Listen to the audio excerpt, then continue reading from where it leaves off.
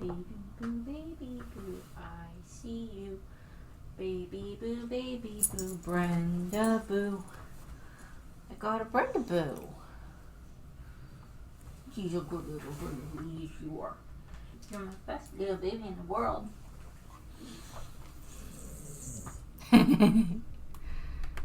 He's a puppy. Okay, so last chapter gave us a lot of lore, and this chapter is kind of going to give us a good chunk of lore as well, and more things for people to be like, oh my god. But before we get into that, this good girl, she was a very good girl. I love you. Mommy has to record. I have to do the chapter review. You're a good girl. Oh my girl. My best little Brenda boo. So, before I get into the chapter, I wanted to make a slight comparison. So, Loki is 63 years old currently. He was born 63 years ago. This is currently 48 years ago. So Loki is technically 15 years old. In giant terms, biologically, he's 5. So I wanted to do a slight thing of, this is what Loki's doing when he's 5. Attacking villages, throwing himself into the underworld, getting in fights with pirates, self-loathing. What was I doing when I was 5? My main core memory, I guess, from when I was 5, besides, I guess, just random bits with my cousins and my dogs at the time, were the family trip that my parents took my sister and I on to Florida, to Disney World, when I was 5. And that was fun. They were there for a convention with one of the companies that they worked for. And we were down there, had a lot of fun. We got to go to the beach. We got to go to Disneyland, or Disney World. A lot of fun. I have vague memories of it. I really want to go again. But it has definitely gotten a lot more expensive since then. But yeah, that's what I did when I was 5. I don't think I had any of the self-loathing that Loki does, and I don't want anybody to have that type of self-loathing. Unfortunately, there are people who do. So if anyone who sees this has that type of self-loathing, please try to get therapy. Please know that you are loved by people, that there are people who care about you and all that type of stuff, that type of a PSA. Moving on. For the chapter, so we kind of get 2 covers. We get one that is the volume cover of the magazine of Shonen Jump this week. Looks like it's got Luffy all over it. It's Luffy, and then it's his different gears that we kind of see in the background. 2, 3, 4, and 5, which is all kind of nice there. And then we go into the actual chapter cover. And this is just a nice cover. It's just one of the, double-page color spreads of the Straw Hats having fun. I told my mom that I really, really like these. I really want to get, the One Piece art books, the color walks, just because they look so awesome. Unfortunately, they're quite expensive. And they're not the easiest things for me to come by. But I still really want one. Want all of them at some point in time. But this one's a nice one. It is all of the Straw Hats above a city, and there's this ladder that they're essentially walking across over the top of this city. Usopp is panicking. Luffy has no cares in the world. Brook looks like he's trying to serenade some of the birds that are up there. Chopper's fine. He's used to having to run across, Not a ladder that he has plenty of footing on. He's used to having to run across, all of the ropes and everything else that they had in Drum Island. Nami looks a little concerned about what's going on, and Jinbei's actually kind of holding Nami so she's, not gonna fall. And then Sanji is trying to convince Nami to walk across the ladder that's a bridge. To be fair, I'd be in Nami's shoes. Nope, I'm not doing that. You can't make me. Because they're way up above the city, and there's, like, penguins flying around. Well, they look like penguins. They're whatever type of bird Oda wants them to be. Last week, I was outside, so update on what happened in the Cornhusker State Games that my nephew was in, that Kai was in. He was in 4 events. Shot put, pole vault, 100-meter dash, and 200-meter dash. I was there for the both 100-meter and 200-meter dashes.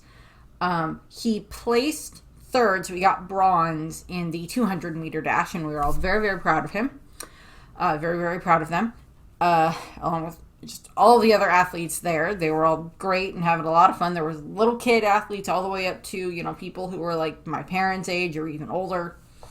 So that was fun. Unfortunately, I stupidly forgot to put on sunscreen. So by the time I was back home, I had red and red and red all over my face from this very bad sunburn. Thankfully, I have been using lotion that's supposed to help with sunburns, help healing sunburns, so I've been doing that.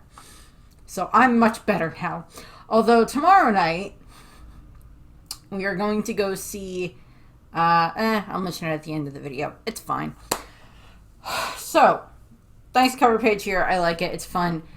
Into the chapter. We have chapter 1155, titled The Rocks Pirates. We're going to learn a bit about the origins of the Rocks Pirates throughout the course of this chapter.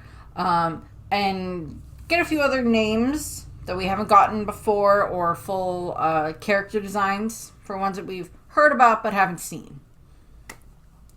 And a little bit more of like how some of them all view Rocks himself. So we're picking up right where we left off on the last chapter, which is where Luffy, pick your one. Where Loki is still sitting in the snow in the underworld, and the Rocks Pirates are making their way up to him. Rocks has essentially been like, tell me where this better be Elbath and Harold better be here or someone's gonna get hurt. And Loki's like, this is Elbath, but Pops ain't here. He's on a voyage. And he's like, you're all puny humans. This is the first time I've seen one moving around for real.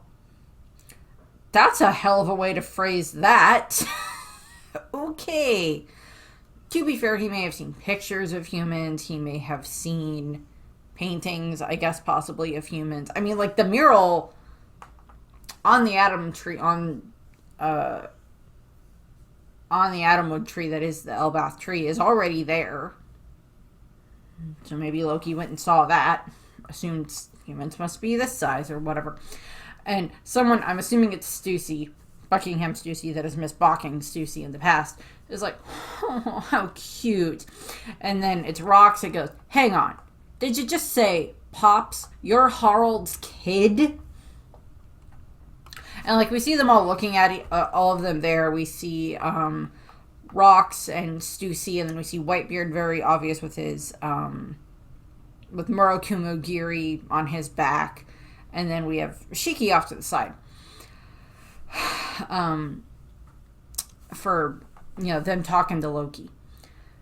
And Rocks is like, I'm guessing he can still be reached, even if he's away, right? What's your name? Crazy look at the Rocks. Oh boy. And Loki says, Loki? And he's like, alright, look. Just do what I tell you. Head on home and get someone to send urgent word to your Pops.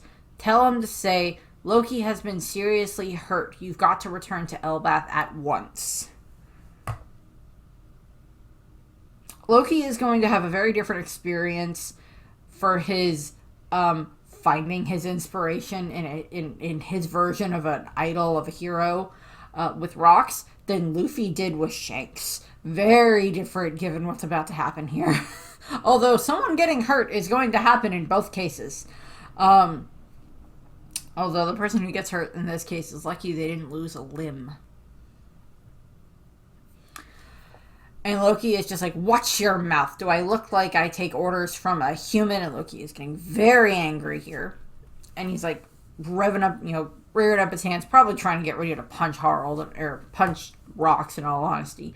And he's like, you seriously expect my father to drop everything just because I'm hurt? Yeah, you're right. Yeah, right. Besides, someone as weak looking as you has no right to boss me around. So, Loki's kind of going to learn, we kind of see two things here. A, Loki very much does not think that his father cares about him. And given the little bits of interaction that we saw in the last chapter with the way that Harald didn't even really try to unbandage Loki's eyes to look at them, didn't seem to be particularly concerned about more concerned or more forceful about finding out where all of those scrapes and bruises came that were on Loki when he was a baby. There wasn't much there. We didn't see much of Harald do that. We didn't see much of Harald around Loki. We didn't see him having Loki either with him when he's doing meetings or with him on voyaging or anything like that, or even Loki this, I don't, we know in one of the little flashbacks that we saw from Hyrudine's perspective, like, Harald wanted Loki and Hyrudine to get along, and that didn't happen, unfortunately. This flashback, which is only supposed to take about 3 minutes in the time of the story, but it's going to take a lot longer in this case, is going to be very interesting in how they line some of that up. For how now Hyrudine is going to learn from Loki's perspective a bit of some of the stuff that's going on based around other stuff that they both know about their father. The other thing that we saw is, of course, in the previous chapter when Hyrudine and Ida were in trouble, Harald showed up there and ended up saving them. Technically a coincidence that he showed up there and saved them, but it's the woman that he loves and his child, and then it's like, well, Loki's in the castle. He has a lot of guards around him that could supposedly protect him. Protect him from the mob, they did. Protect him from his own mother? Nope. Also, we have Loki's arrogance. Also, just him trying to be very boastful and trying to be very prideful in regarding to, like, you're so tiny, how can you hurt me? Loki, can I tell you about a thing called a bullet ant? It's tiny compared to humans, and it can cause us a ton of freaking pain. It hurts. I have no intention of ever trying it. I look at people who willingly do it, and I go, you're crazy. So we have the narrator coming in here because we have Rocks drawing his sword, which looks very much just like the usual cutlass, kind of like what we see Roger have, Shanks have, that type of thing, that type of a cutlass. Pulls that out, raises it back. We see like the hockey coming off of it, like the Conqueror's hockey lightning coming off of it.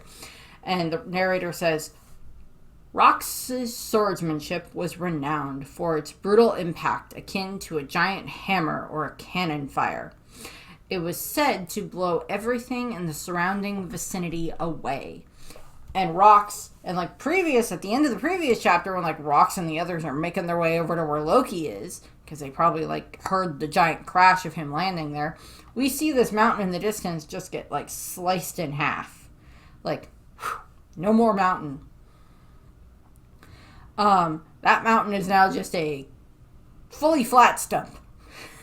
Piece of rock. Build something there. I don't know. Cut it in another half, you can turn it into a table for someone, I'm sure. Cut it a bit more, turn it into a nice table. Mountain gone. This is essentially, hopefully Rox is using a bit more restraint here, given the fact that he is attacking a child, although possibly not. We see him swing, and it hits Loki. Looks like it's aimed for like Loki's legs, is what it seems like, and Loki gets hit, and of course he's just screaming in pain at this. And Rox just starts laughing his head off. And he's like, I can't do the Rox laugh. It's like, there we have it. Loki has been seriously injured. I'm assuming the way that they play this, given what we're going to see in a minute, or given what we're going to see in a little bit, is the Rox pirates are going to, the way Rox is going to claim it is that like someone's going to come looking for Loki, or they're going to send someone up there to be like, hey, we found this kid down in your snowy mountainy area and he was hurt. We looked after him. He was hurt when we got down there, when we found him, and then that's why they're like how they're gonna pull this off. And the narrator cuts in again and he's like, Harald's path crossed with this man once before. And we cut to now what is going to be 56 years ago. So we had 48 years ago is where the current part of the flashback is taking place. 56 years ago is where we have this previous reverie, or two reveries ago, where everything happened with Rox and Harald and the Admiral being killed. We're going to get more information about this now. So we have it that we cut to Marie Joie, and it said it had happened during the reverie that year. And we have people shouting. We see Castle Pangea. And it's like, someone attacked and kidnapped 5 of the kings. Unbelievable. That big man in black has to be the culprit. So, Rox kidnapped 5 kings. 5 of the kings that were at Reverie. That is 10% of the kings that are at Reverie, if it's still the same 50 number of kings. Same number that is 50 kings that we've had at the previous Reveries. And what ends up happening is Harald, unfortunately, gets blamed for it because, of course, he does. And it's like, well, Harald, you snuck in disguise as a king who is your ally's guard of some kind. Yeah, I'm sorry, Harald. You are far too large to be any type of inconspicuous, given the circumstances. And, like, it's a very different situation because, like, we saw this happen at this last Reverie where Sai and Leo were at the Reverie. And, I mean, to the audience, to the readers, they are known pirates. I mean, Sai was the leader of the Hapu Navy, which was supposed to be a band of, like, pirates, but they served the Kano Kingdom. So they were allowed to be there because they were there as guards of the Kano Kingdom, of the king at the time, I'm going to say King Ramen, I think was his name, or some variation of that. So they have that. So they were able to be there, and of course the Tontata, not really many people know about the Tontata anyway, so they're able to just be there and help, be around Rebecca and Viola and everything and help with that. But, like, and of course Wapol was there, and he's a former pirate, but we all know about Wapol. But, like, they were able to sneak in that way. That's different. They can kind of more hide or be a little bit more inconspicuous. Harald is a giant, one of the largest that we have ever seen in the series, that has ancient giant blood, that is not a full-on just ancient giant. And he is so big, and given the fact that he has been on the world government's radar for several years now at this point in time, for a good chunk of time by now, good 20 or more years, 20, 30-something years at this point in time, with him trying to build relationships with other nations, the government, the Gorosei, the Marines and everything are going to be like, okay, that's not suspicious at all. One of the kings has clearly what is supposed to be an ancient giant of some kind as one of his guards. And this seems to be a fairly new development because they weren't here last year. Part of me still wants it to be like the King of Dressrosa. Like Riku Dole III's father or something. Father or grandfather, depending on the circumstances, who had, like, Harald as his friend that was there. Or maybe it's just a king of another kingdom that we just haven't heard about. That's going to be an SBS question, I'm sure of it. what kingdom was Harald visiting the Reverie with when he was at Reverie, and he had the incident with Rox. So Harald is unfortunately being blamed for these kings being kidnapped. It's not Rox, not Harald's fault. He didn't do it.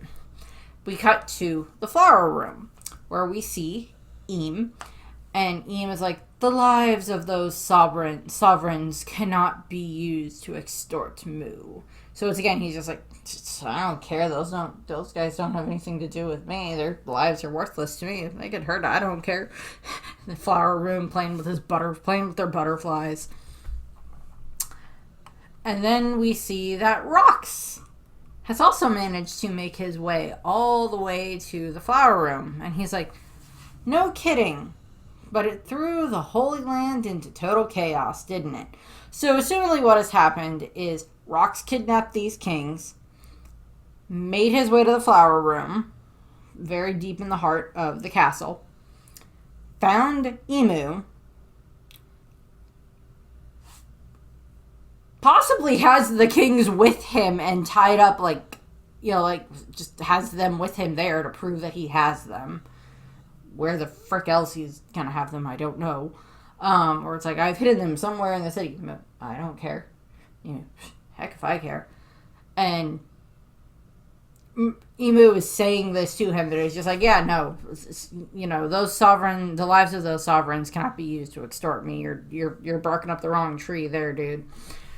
And Harald and Rox is just like, well, threw your little Holy Land up here into a chaos, so I found it entertaining. So we're good. I found it entertaining. That's good. And Emu and Rox are not alone in the room. We see another figure. One of the ones that we, possibly the same one that we saw the last time we saw Emu in the flower, or the first time we saw Emu in the flower room, given the circumstances. And it is Gunko. So this might be that it's clearly supposed to be Gunko. Same hediochromatic eyes, although in this case her hair is much longer than it is present day. And the narrator says, the incident would be the first and the last of its kind. An intruder made it all the way to the flower room, hidden deep within the Holy Land. I will point this out. If Rox had the other 5 kings with him when he made his way to the flower room and had them as hostages, essentially, either way, those guys are not going to make it out of that room. Either Rox just straight up nixes them, or Emu does it, or has Gunko do it. Because their lives don't mean anything to Emu, and they would just order Gunko or whatever to just dispose of them, kill them, and then claim that Rox was the one that did it. So, yeah, essentially they're all going to get what happened to Cobra, where they get killed, possibly by Emu's tail or one of Gunko's arrows, which could technically very well be the same thing. So, yeah, I don't think those kings made it out of there either way. And if anything, it's just they just blame it on Rox. That he's the one who kidnapped them in the first place. Emu can just hide their existence even more by just being like, yeah, he kidnapped them, and then he killed them. End of story, type of a thing. And the narrator continues.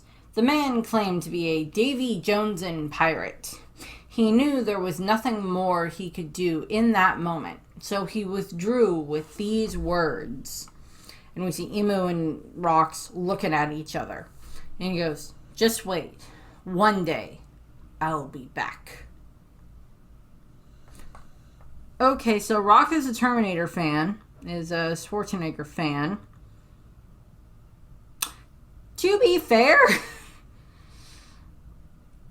Arnold Schwarzenegger playing Rox in a live action One Piece would be pretty awesome. I gotta hand that to him. That would be a pretty awesome casting.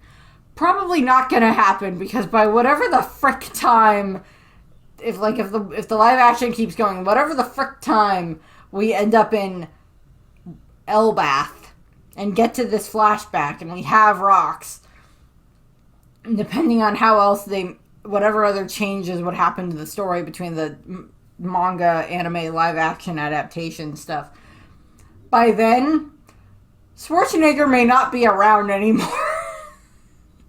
Or be physically able to play the role.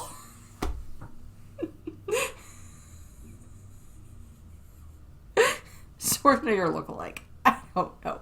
Someone else that qualifies for that. Schwarzenegger as Rox. That just sounds great.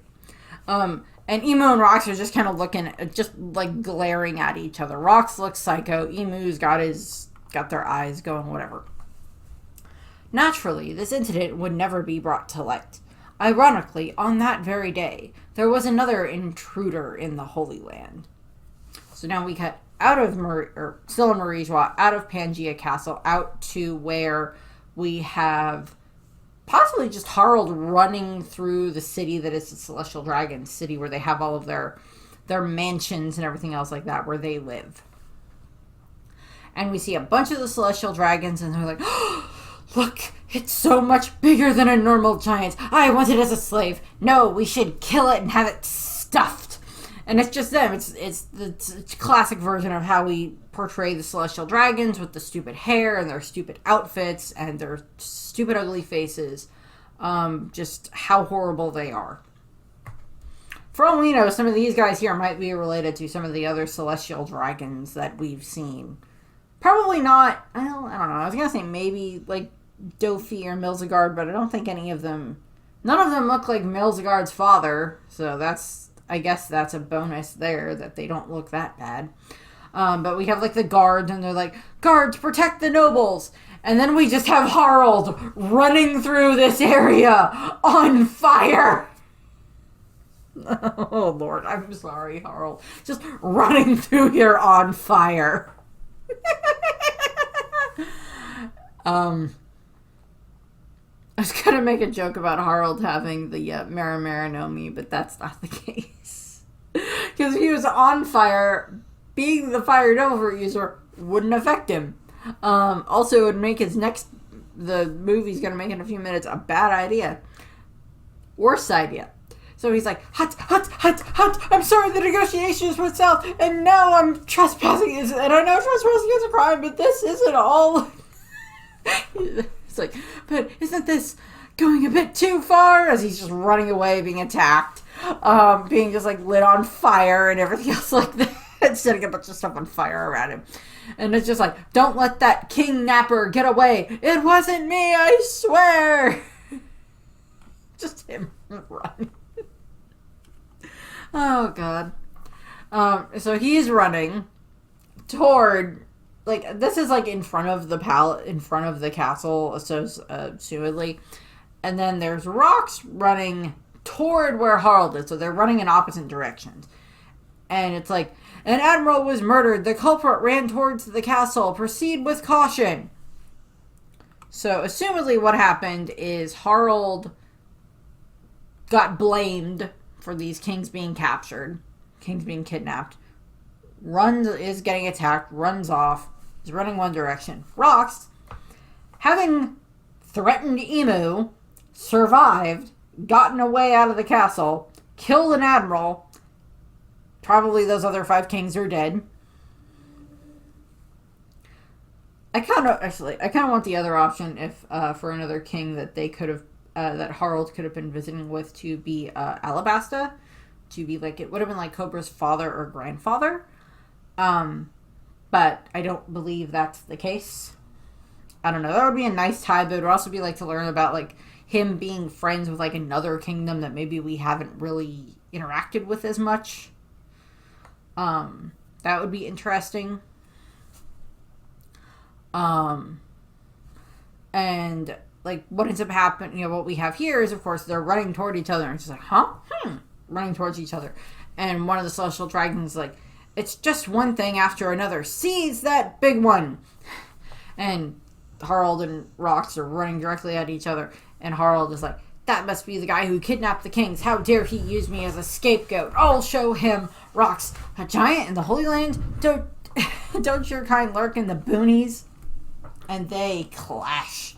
Harold's pulled out his sword, and Rocks has pulled out his, and they clash midair, and it's this huge blast of hockey and, Conqueror's hockey and hockey-infused weaponry hitting each other, possibly not even hitting each other, given the way we've seen how hockey-infused weapons interact with each other when they have the aura coming off of them, with Whitebeard and Shanks, and with Kaido versus Big Mom, when they did it with Roger versus Whitebeard, with Luffy versus Kaido, with all of those that clashing Conqueror's hockey. Great double page spread here, by the way.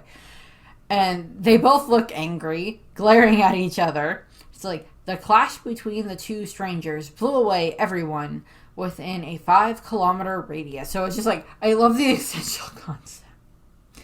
As clash, huge burst of this Conqueror's hockey, combination of these guys just flying out. Rocks definitely has Conqueror's hockey. Harold probably has Conqueror's hockey. Just bursting out. And I love the fact that essentially it means that, like, all the flames that were on Harold got blown out. All of the guards and soldiers that were chasing either of them got blown away. And any of the celestial dragons who were standing around gawking got blown away as well. Just blown away. And now Rocks and Harold kind of have a little bit of this is kind of interesting. And Harold and Rocks is like, state your name. And they're both laughing, and Harold's like, it's Harold. And Rocks goes, I'm Rocks. Angle your next strike toward the town. They'll enslave you if you get caught. And Harold's like, what? Why? It's just like, don't ask questions. So assumedly that's what they do. They both aim their next strike so it aims toward the town where the Celestial Dragons live, where their city is. Which I am fine with. Well, okay. I'm kind of okay with. I don't like the fact that it's probably going to result in a lot of the slaves being hurt that live there. And any of the other, I guess, innocents would be a good way of putting it, that live there. The very, very young Celestial Dragons who don't know any better. To be fair, by technicality, you could argue that very few of the Celestial Dragons know any better, because this is just how they're raised and what they're taught. For how, this is just the way that they're raised to be. But then you have other ones like Homing and Milzigard who clearly figure out that this is not the right way to treat the slaves. But like, the slaves are probably going to get hurt, and that's probably also going to result in then, slaves and whatever else are going to have to be used to rebuild all of said, places that got hurt. So we have that. And we kind of see part of that crash. I really hope this looks great when they animate it. Just like the buildings just getting demolished. And now we have Rocks has jumped onto Harold's shoulder. And Harold's like, how do I get to Elbath? And Rocks points, the new world is that way. If you survive this, let's meet again, Harold. And like, Harold's running toward that way where Rocks is pointing. And then Harold just jumps. Just jumps off the side of the red line. We see the Bondolas. We see one of the Bondolas there. And that just shows you, like, size comparison-wise, to a degree, how big Harold is compared to the Bondolas. And he's just, like, jumping. It's like, don't be ridiculous. As if I'd ever associate with a criminal like you. And Rox is just like, what the? Are you seriously just gonna jump off the edge? And it's just like, Rox had taken down a Navy admiral just moments earlier. Despite all the efforts to save him, the admiral did not survive. It was deemed the most grievous of sins. In the blink of an eye, Rock's infamy bloomed. The event sent a powerful shock throughout the seas. So we see Rock's getting his wanted poster. Him, smiling with his tongue sticking out.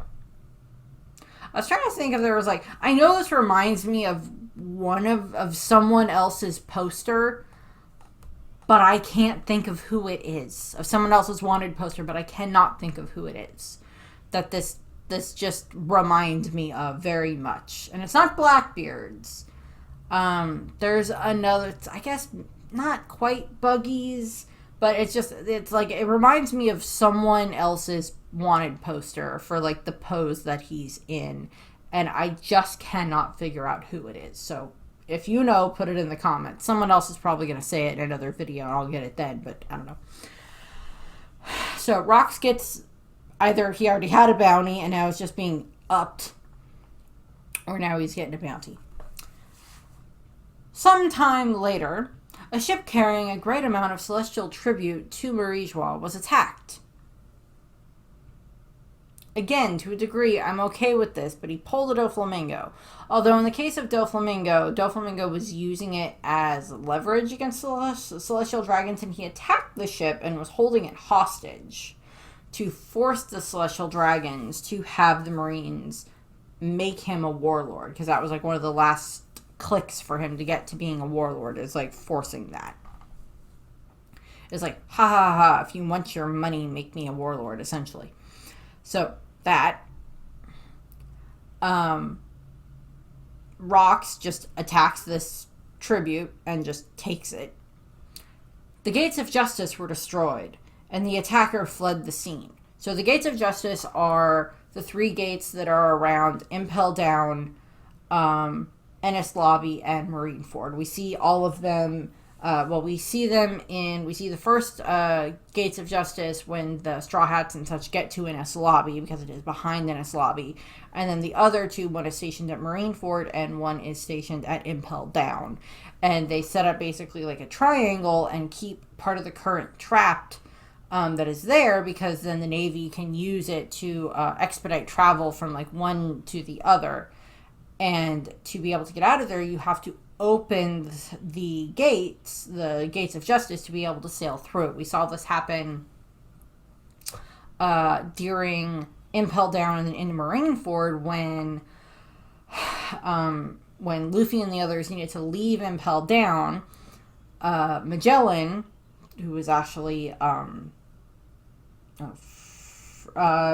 Clay in disguise, had ordered them to open the gates. And that's what happened. And then also, Blackbeard had Lafitte hypnotize someone into opening the gates, is one of the other things that happened. So they had to sail out of the Impel Down one through the current that would then take them to Marineford. And then they opened the gates there, and then that's how they got to Marineford. So we've seen the Gates of Justice before. Big frickin' things that they are. And this is saying that Rox at some point broke them. I don't know if that means he broke all 3, that he broke one of them, but he broke something. Rox likes to break things because, you throw rocks at windows and doors and glass and everything else like that, and it's going to break. Cars, take your pick. So Rox did that. The stolen funds were later used to support Rox's pirate activities. Until that point, Rox had always acted against the world government, but after that, he started to target pirates too. So we see Rox, and he's sailing around, and he's finding his way toward other pirate ships, other pirate crews, and essentially just like going through and like has like a whole stack of bounty posters, and he's going through all these different bounty posters, finding whatever crew they are on, and then essentially being like, ha ha ha ha, challenging them to a Davy back fight. In the world of pirates, there exists a long-standing tradition known as a Davy back fight. So obviously, we were introduced to the Davy back fight long time ago during Long Ring Longland, or the Foxy arc, or the Davy back arc, depending on how you want to put it. And the way that Foxy does it is, of course, it's, he has, challenges lots of different crews, has challenged so many different crews to these games that are, of course, rigged in his crew's favor, so that way they can win all of these different crewmates from these other crews. And, of course, Luffy and the others go through the Davy back fight and end up, they lose the first round. Foxy gets Chopper. Then they win the second round, so they get Chopper back. And then Luffy versus Foxy is the final round. In canon in the manga, it's the final round. The anime just, I don't know why, but does more. Because reasons and filler, and good lord, please stop with the filler of this arc. And they go through and, Luffy fights Foxy and wins because he'd rather die than lose another one of his crew members than risk losing one of them. And Luffy wins, and instead of taking any of Foxy's crew members, he goes through and changes Foxy's flag. He takes the flag and he draws a new flag for Foxy. Presumably the Foxy flag that they took is still supposedly, I don't remember what they did with it, but I don't know if they burned it or if they just have it somewhere hiding away on the ship. I have no idea. Actually, it would have been hiding away on the Mary. Possibly got forgotten and just got burned with the Mary. I don't know. But the way that it's shown here for Rox, and it's just like, Rox's crew would compete in a series of matches, wagering their flags or even their crewmates in truly ruthless games. So whereas Foxy, while he may cheat at the games, they're not fully life-threatening games. Yeah, if you're a devil fruit user and something in the water, yeah, but they have, someone else can, swim and save you type of a thing. Foxy doesn't really want to... Okay, that's not true. Foxy doesn't mind hurting people, but he doesn't really want to kill them. Although he does shoot the horse, which makes me mad, because Shelly is awesome. But Rox's versions of these games is so much more brutal. We see him firing at opponents. We see him knocking opponents bloody. We see him... There's one of them where he just has an axe in his hand, and I see blood, and I don't know what he's aiming at or who he's aiming at or anything like that, but he is using these ruthless, dangerous versions of these games in order to win these various crew members from these other crews, from these other pirate crews. My neighbors are just being a little loud. That's fine. Doing all of this stuff, all to gain these different crew members. It's like Rox used this tradition to build his entire crew. They had won many scoundrels to their side before they even had a flag.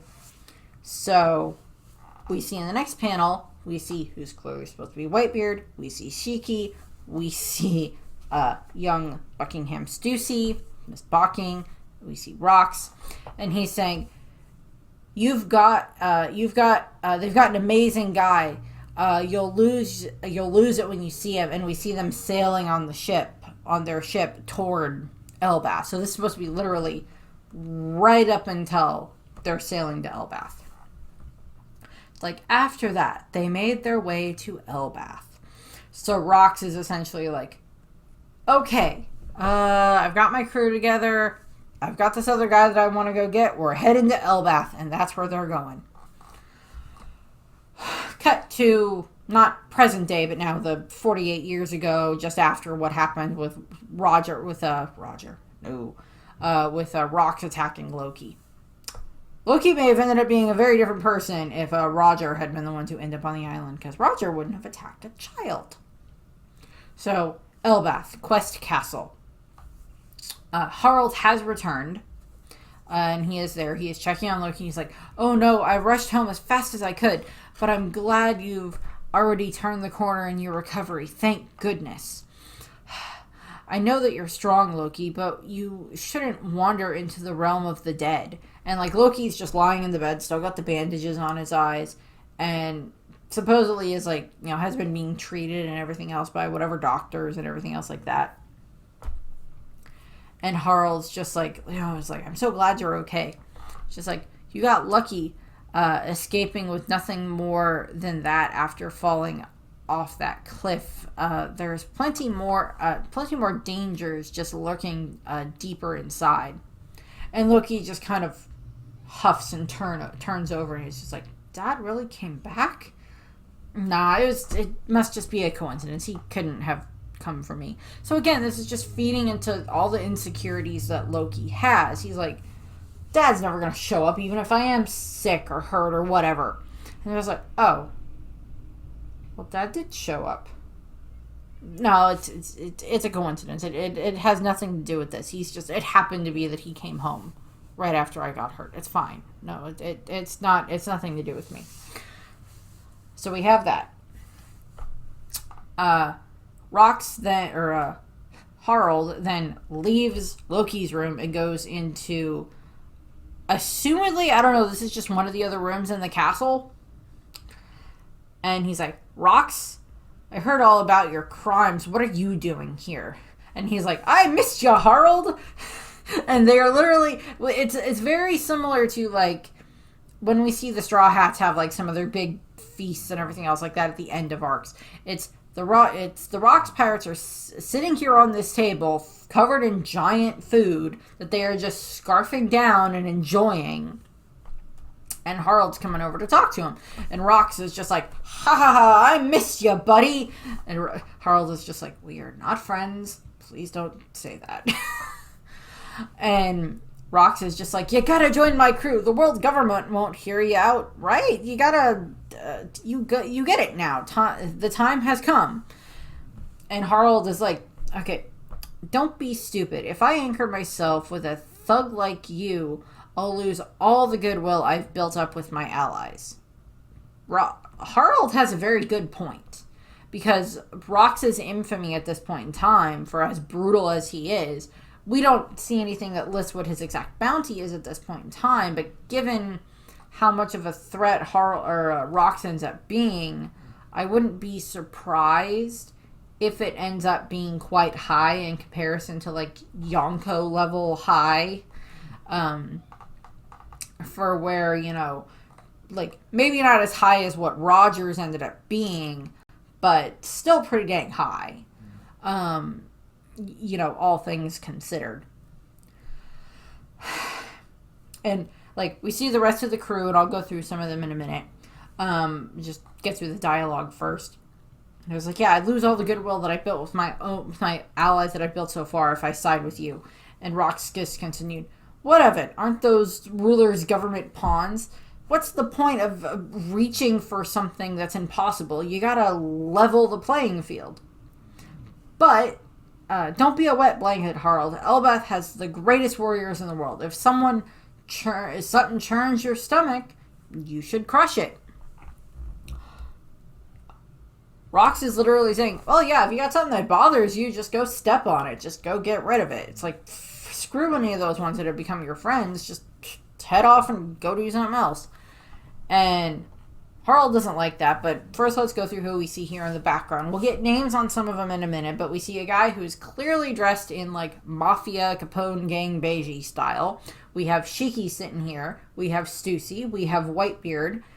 We have a guy who actually looks like he's kind of dressed the way that like Van Augur dresses a little bit, with like the cloak and like kind of the ruffled shirt, a little bit like how like Van Augur or Mihawk dress a little bit at times. Very flowery pants. And then we see a guy in the back who is in armor. And given other things that we have seen in the anime and in the manga, probably gold in armor. We'll get to them in a minute. And Harald is yelling at them, that's the old ways. Elbath has changed, because Harald wants Elbath to change. He wants it to become this respectable kingdom. This respectable power that can help people. And even just in the last chapter, we saw how much goodwill Harald has managed to earn with the people who are his allies. With like, as soon as they heard that Elbath was having this horrible winter and this famine, they bundled up and packed up and sent off so much food that it was able to save Elbath. That says a lot. I think I said that in the last chapter too, but that says a lot. And Rox is just like, people never change. That same bloodlust is still pulsing through you. So it's just like, oh yeah, it doesn't matter about that. Yeah, you're an ancient giant. You've got bloodlust in you. It's fine. It's like saying, it's like, yeah, well, you know, your father was a murderer. Your ancestors were murderers. So that means that you are too. No, that's not quite what he's saying. It's like, it means that, like, you have that potential inside of you as well. I'm like, well, I guess technically every single person in the world has the potential to hurt someone else in that regard or end someone else. But there's always the whole thing of, I don't want to. Let's put it that way. And Whitebeard just goes, hey, can't you two just enjoy the meal? Because, like, the rest of them are just sitting in the background eating while this is going on. And Harald just like, you guys should know that if you follow a man like him, you'll only be led to ruin. And, like, we see Shiki specifically. And now we're going to get info boxes and some more close-ups on some of the other members here of the Rocks Pirates. So first off, we have Shiki, who just starts laughing as he's stuffing his gob. And he's like, following? That moron? Yeah, don't make me laugh. We're all completely out for ourselves. None of us would bat an eye if Rox died. So we have Shiki the Wicked, future Golden Lion. So future captain of the Golden Lion Pirates. You've seen Strong World. We get a good chunk of Shiki there. Blah, blah, blah, blah, blah. Strong World is not canon. I know this. I know Strong World is not canon. But I kind of got to thank Strong World for getting me back into One Piece. Then we have, well, that's not to say his plans don't have a certain appeal. They could prove very lucrative. And we have Miss Bucking the Tech Bandit Buckingham Stussy. So, in this case, we have Miss Bucking, or Miss Balking, in the case of what she ends up being known later, the Tech Bandit. So this implies that maybe she was kind of like one of the reasons why she ended up with Mads. We're all like trying to figure out, well, why does she end up with Mads? She, like, we don't know anything about her having anything to do with science. But if she's like a technical person, like someone who's good when it comes to building things or figuring out different things like that, kind of the way that like Usopp and Frankie are, maybe not quite on like Frankie's level or anything like that, but like smart enough to be able to figure out like that type of stuff, then maybe that would be why she ended up with Mads later on, after the Rocks Pirates broke up 38 years ago. So, and it's like Miss Buckingham Stussy. So again, we have Stussy and we have Miss Bucking, or Miss Balking. Then we have you heard of Hachinosu? The place they call the Isle of Exiles, or even Pirate Island. Countries all around the world send their worst inmates there as a form of penile exile. And this is the guy who has like the mafia garb. Like he's got like the fedora, and he's got like the black suit or whatever color they end up making it, but black dark colored suit, like a cigar sticking out of his mouth. It's like Don Marlin, gangsta from the West Blue. Okay, I think we found Beji's idol. I think we found Beji's idol, or at the very least someone that Beji may have been aware of or looked up to. So first off, Marlin, probably just a full-on reference to Marlon Brando, who, fun fact, is from Nebraska. He's from Nebraska. He was born in 1924. In April. I think it was April 3rd. I looked it up for purposes for this video. He was born in Omaha, Nebraska. So he is from Nebraska. Yay. Very famous actor. Probably just one of the most famous actors or anybody to come out of Nebraska, in all honesty. Although Fred Astaire was from Nebraska as well. So put that there. But Marlon Brando, of course, very famous for being in The Godfather and all of that, and other mafia-style movies and stuff like that, those types of movies.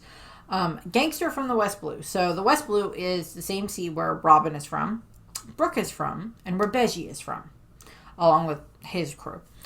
Beiji had been a mob boss who had managed to essentially consolidate power amongst the 5 families of the West Blue. And then he got bored with that, so he became a pirate. Marlin, Don Marlin here, may be someone who did something very similar to this and ended up, heading off to the Grand Line. Or somehow his group may have ended up, his mafia group may have ended up having to deal with Rox at some point in time. It's not stated that Rox just stayed in the New World. He could have traveled around, and the West Blue is one of the blues that, border the New World, so it's not like it's impossible for Rox to have gone there and gotten back to his, back to the New World side of the Grand Line. Next up, it was meant to be a barren island with no food where all you could do was wait for death. And we have Edward Newgate, future Whitebeard. So, I'm assuming what happened was, for Whitebeard here, was Rox had, Davy-backed Whitebeard's crew from when he was younger. Maybe the previous crew that we see him on, where he talks about wanting to have a family. Davy backed his crew and won Whitebeard off the crew. He's like, I like that guy. He's got power and determination and the giant naginata. And a really cool mustache. So we have that. So, from what we have here, from what Don Marlin said, and then what Whitebeard said, was that Hachinosu, Pirate Island, Full Lead Island, Beehive Island, however you want to put it, that at one point in time it was literally just a barren island, and just countries from all over the world would just send their worst there. So essentially it's Australia.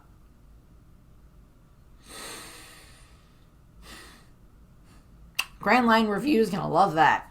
So, Australia, what it was originally found by people who look like me, as opposed to the Aboriginals who are already there. And they initially set up part of it as a penal colony. They would send a lot of their prisoners there, and then, however many generations down the line, you have all of Australia. To be fair, there's, other reasons that people migrated there, obviously, or immigrated there, obviously, but that was one of the things that they used Australia for initially, as a penal colony. And essentially it was just in this case here, they sent a ton of these criminals to Hachinosu to just essentially let them die. And Whitebeard is just well, yeah, it was a barren island with no food, so that's what they were there. It's just you were just supposed to stay there and waste away. Now we get 2 more new faces. Next new face. But last year, the survivors started banding together. And why do you think that happened? This is Pirate Prophet Ochoku, future Commodore of Pirate Island. This is Ochoku. This is Wang Ji. This is someone that we have been wanting to see for a very long time, ever since they were first mentioned as being part of the Rox Pirates. To be fair, doesn't really look the way that I had pictured Ochoku to end up looking. But I don't know what Tekking is going to think about it. I haven't watched his review yet. But Ochoku has very, very long, light-colored hair. Kind of pointed ears, I guess would be a way of putting it. A very long tongue. Not Vegapunk long, more like Caribou. And he's the one that was wearing the ruffled-ish type shirt and the cape type thing that I say kind of looked a little bit like Van Auger's outfit. And it says Pirate Prophet Ochoku. So I don't know if that's supposed to be maybe he has visions the way that Shocky does. Or not Charlie, the way that Madame Charlie does, or the way that Estrid supposedly did, type of a thing, or what, but Prophet, that or he ran a newspaper, I guess, that's a possibility. He's the one who ends up eventually being in charge of Hachinosu, and is the one that Blackbeard ends up taking Hachinosu away from. He gets defeated by Blackbeard sometime during the 2-year time skip, with when the Rocky Port incident happens with Law and Kobe and others that are involved there. Ochoku by then had become the one who was in charge of Hachinosu Island, probably held that position for a while, and now we don't know where Ochoku is. Ochoku might be dead, might be stuck in the cells on Hachinosu, might have managed to escape, no idea. Now we get to the lasting phase that we are going to see in this chapter. So, believe it or not, the island had a massive gold deposit. A shadowy organization found out and got involved. They helped the criminals amass a fortune that really pissed off the government. And this is Ganzui, the smuggler. I probably butchered his name, I'm sorry. So, this guy...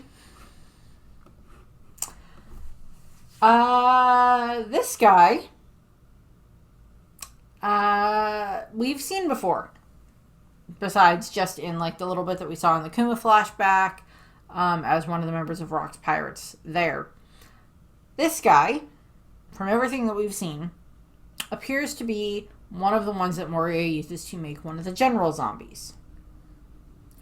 So, way back on Thriller Bark, we are introduced to the general zombies when Absalom goes in and like wakes all of them up because he's like, I need you all to be ready for my wedding. I'm going to have you be like the guests at my wedding, or whatever the case was. And he wakes all of them up, and they have like that great music and the great entrances and everything else like that. I'll get to the other one that we've learned about now. And we see zombie number 889 was what his number was, and he's got like this big golden armor. And we never got a name on him, but now we will have a name to stick with him. Assumedly, it's supposed to be the same freaking guy. He's got like a long beard and long hair, the same way that this guy does here. But Ganzui was zombie number 889, one of the general zombies. The other one I am going to mention here because we just found out about it. With information from the latest SBS, was we also learned about another member of the Rocks Pirates, Gil Bastar, who is a character from I think it's from the first manga short that Oda ever did, called Wanted, which Oda did when he was 17 years old. And Bastar is, I don't know if he's the main character, or if he's just one of the characters in Wanted. But he is a gunslinger, and he has a bounty in that and everything else like that. And we do see his corpse as one of the other general zombies. And he has 4 arms. Not through any machinations of Moria or Hogback, he just has 4 arms. It might just be another, like, we know that there's a 3-eyed tribe with long arms and long legs and snake necks and the Dosandaras and the Tundaras and the whatever the other combinations were. So, a 4-armed race in one piece. The 4 arms, sure, I have no problem with this. But he was a gunslinger, and we see him as one of the general zombies. So that is at least 3 members of the Rocks Pirates that Moria had managed to get his hands on to turn into his general zombies, because we also saw Captain John there as well. That's where we learned about Captain John, and then later on we find out that, oh, he was part of the Rocks Pirates crew. And now we have at least 3 confirmed ones.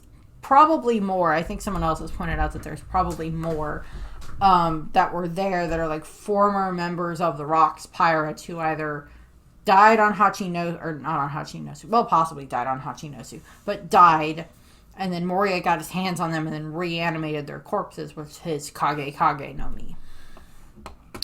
So I wanted to point that out. So what Ganzui is saying here is, so there is apparently this giant stash of gold on the island, hidden in, a deposit somewhere on the island. This organization found out about it. Shadowy organization. possibly connected to the mafia, possibly connected to the underground, since we don't know how long this current generation of the underground, not the underground, the underworld organizations, that are, Morgans and Dufell and all of them, but the underworld, we don't know how long they've been around, but possibly their predecessors or predecessors of their predecessors were involved in this organization here. And they worked with the pirates that were on the island to get a hold of all of that money and made them very, very rich, and that kind of kick-started Hachinosu. From there, we have it that we cut out, and we see that Harl is actually sitting down and eating too. So he's like, fine, you're going to tell me information. I might as well eat while I'm hearing about it. And Rock says, these days, anyone who gets near the island gets swarmed by the hardened criminals. They'll strip you of everything. So then we cut a deal with the government. I asked, how much are you going to pay us if we take that island back for you guys? So assumedly, Hachinosu had originally been under the control of the world government. And this is a much more recent thing in this regard. So maybe it was a former kingdom that had the human hunting game happen on it. And then nobody, it was completely, essentially like destroyed for a while. And then eventually they sent criminals there. So it's like, well, we've got all these really annoying and bad criminals and everything else like that. We have this island in the middle of the new world that would be really hard for anybody to be able to get off of. Yeah, we'll just send them there. It's fine. Oh, there's gold. Oh, frick. We want our island back. Is like how that went. And Rox is like, once we get the money, we'll take down Pirate Island and split the mountain load of loot between us. The mountain load of loot. So maybe that's what ended up happening. Maybe that's why Hachinosu has like the giant pirate skull looking thing as its mountain range. Like, there had been gold in there. There's gold in them hills. There's gold in them mountains. And Rox and the others, their intention was like, we're going to go there and we're going to get all that gold. We're going to make a deal with the government and make them think that we're going to work for them and do this for them. It's like, but there's no way in hell we're just handing over the island and those criminals after that. Get it? So it's like, yeah, we're going to like trick the world government into thinking that we're going to give them all of the money and everything else that we find there. Okay, I'm going to point out something here. The Celestial Dragons might actually agree to that. Emu may not care enough that they're just like, yeah, sure, whatever. And the Gorosei might be like, yeah, this is trivial, I don't care. And just let it happen. And Rox is like, I'll take charge of Hachinosu, and with these dumbasses under me, we'll turn it into a pirate paradise. I can already see the government and the Marines standing there like clueless dogs. It's like, ha ha ha ha, we'll pretend to work with the government, and then we won't, and we'll take the island for ourselves. Sure. Rox continues, this is just the prologue to my life. Using that island as my base, I'll crush the Navy, bring the Holy Land crashing down, and after that, I'm gonna be king of the world. And I was like, that is just my prologue. It's like, this is just like me setting everything up. This is like him in his East Blue era. It's like, this is just the prologue of my story. I'm gonna go far, and I'm gonna be king of the world. As opposed to Luffy, who's like, I'm gonna go be the king of the pirates, and then I've got this other thing I want to do. But I need to be king of the pirates first. And, like, we see Loki has, like, apparently, I guess Rox hasn't been very quiet. And Loki has made his way out of his bed, and he's, like, listening in, because he's, like, popped the door open a little bit, and is, like, listening in as Harold and Rox and the others are talking. And Harold's like, your enemies are too big. You're picking a fight with the whole planet. And Rox goes, so what? Say what you want. One day someone's bound to pull it off. Just like, well, technically someone already has pulled it off, and you know that that person exists. So you know that it's possible to technically be the king of the world. You just have to figure out how you're going to get that done. And we're getting a lot more up-close pictures of Rox and just how crazy he looks. And a lot of people are probably going to keep doing the face splits between, like, Rox looks like Teach and Rox looks like Buggy. We got the confirmation that he is obviously, end of last chapter, that he's Blackbeard's father. There's still the whole thing of like, well, maybe he's Buggy's dad too, or someone else's father as well. And Rox is like, there is no such thing as power that lasts forever. Join me, Harald. If we team up, we will be unstoppable. And Loki is just like listening in at the door still at this point in time. And Harald is just like, quit inviting me. I told you I'm the king. And Rox keeps saying, that doesn't matter. I'm going to go claim it, the whole damn world. I want to point out that at this point in time, it does not appear that either Linlin or Kaido are on Rox's crew. Because Kaido is Kaido even born at this point in time in the story? Yeah, he's born. Because he was born 59 years ago. So Kaido is like a year old when everything happens at Marijois. So Kaido is like 9, 10, something like that when this is happening. He's not involved with this yet. He's off dealing with his own problems in the Vodka Kingdom. But, like, we have Loki standing here listening in, and he's crying because he's like, the world? Because, like, he's just imagining, like, this whole ambition that, like, Rox is showing. Because, like, Harald has this ambition to want to unite the world, to make all of these countries allies with each other. Not just with Elbath, but with each other. And he has, like, that huge thing, the huge intention there that he wants to do. And Loki is just like, but this is just so much more. This is just so much of this ambition. And Loki is crying. And the narrator says, Loki suddenly realized he had found salvation. Yeah, salvation that stabbed you. Will stab you. As opposed to Luffy, whose salvation saved him in the form of Shanks for his motivation and inspiration. 4 years passed, so now this is going to be 44 years ago. 4 years passed. Harald continued rejecting the numerous invitations he received until one day, Rox's plan had finally reached its fruition. Backed by his monstrous crew, he would send shockwaves throughout the world. So we see all of these ships converging on what is Hachinosu. So I'm wrong, so that giant mountain there was there already. But it doesn't look like it has... I don't know, I can't tell if it looks like it has like the eye holes and everything in it that we see it have in present day. But we see all these ships heading toward them. Can't tell if they're Navy ships or not, but we see all these ships heading towards them. And then the final panel of the chapter is the Rox Pirates flag. It's like, set sail, you bastards, as they're heading toward the island. And it's the legend embarks. And there is a break next week.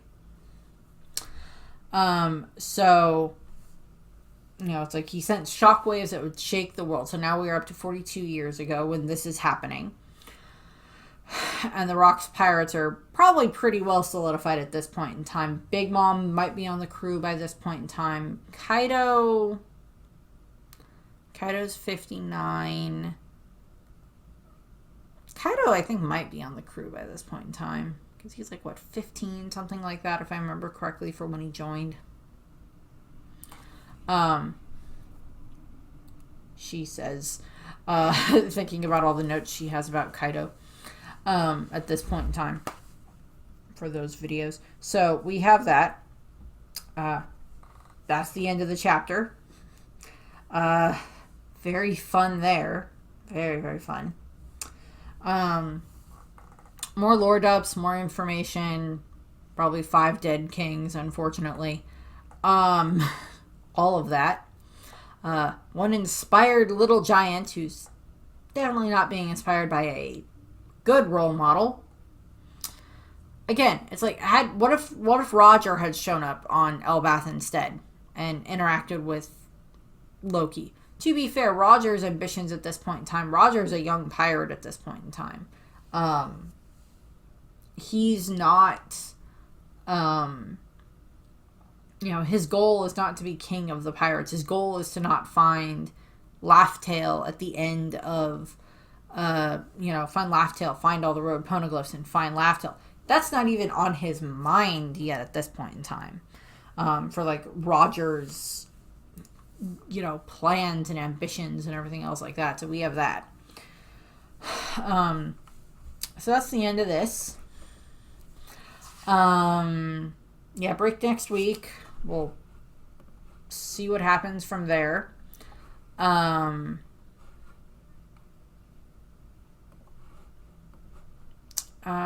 don't think I had anything. So tomorrow night, tomorrow I just get to have the whole day off. I had today off and I have tomorrow off. Yay. And tomorrow night I get to go with my mom, dad, sister, and my eldest niece, the one who will be getting married later this year, I've mentioned this place before. It's called the Pinewood Bowl. It's at Pioneers Park here in Lincoln, Nebraska, and they have a kind of a natural amphitheater set up there, where they have like concerts and musicals, and like almost every summer they put on a different musical. Don't remember. Last year's I think was Tarzan, if I remember correctly, the musical version of Tarzan. And then this year they are doing Joseph and the Amazing Technicolor Dreamcoat by Andrew Lloyd Webber and Tim Rice, who also did Jesus Christ Superstar. They did Joseph first, and then they did Jesus Christ Superstar. Both, biblical stories and everything else like that. And Joseph is much more geared toward children, but there's still, fun music and everything else like that in it. And that's the one that we're going to go see tomorrow night. So that'll be fun. That'll be nice family activity. And I vaguely remember them doing Joseph before, like when I was a kid. And like they had kind of the kids be a little bit more involved in it. I think it was Joseph. I think that's the one that they did. Because in the premise for how they do it in the movie, which stars like Donny Osmond, and another good cast of characters in the movie that they did in the 90s, they involve it's like being put on as like a play at like a school. So they had like the kids involved in that. So I don't know if they're going to do something similar to that this time around or not. It's been a while, but it's fun. I enjoy going to the amphitheater, and hopefully it's going to be a very nice day tomorrow and very nice tomorrow night while we're out there and not blisteringly hot. Although, depending on how hot it is, I might bring my fan to help keep me cool while we're down there. While we're outside, to give me something to fan myself with if it gets too hot. So, that's what I have there. I thank you very much. I hope you enjoyed the video, and I hope you have a nice rest of your day. Brenda hopes you have a nice rest of your day as well. Bye.